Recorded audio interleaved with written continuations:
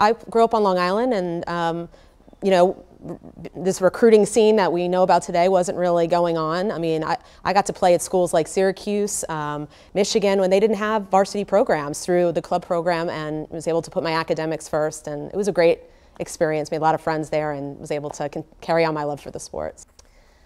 Well, I mean, the growth is still tremendous. I mean, at the collegiate level, I was just reading the NCAA put out a statistic that the sports growth at the NCAA level has doubled from the year 2000 to today. And it just really shows no sign of slowing down. We actually, you know, are concerned about the impact that early recruiting is having on, you know, young athletes. You know, kids who are deciding to specialize in lacrosse too young because they think if they do that, they'll have a better chance of playing at the highest level.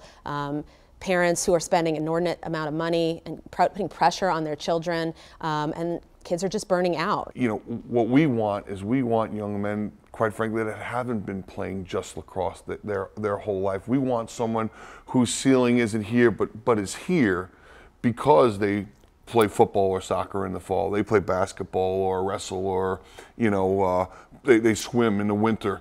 We want young men that have a greater ceiling, and that ceiling's greater because they haven't put all their time, energy, and effort into just one sport. I've been extremely outspoken with my displeasure for it, but I've also been, you know, very forthright, you know, in our guilt, and we are a guilty participant of it. It's a necessary evil.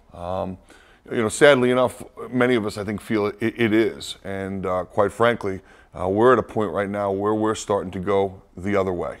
We're starting to get frustrated with decommitments.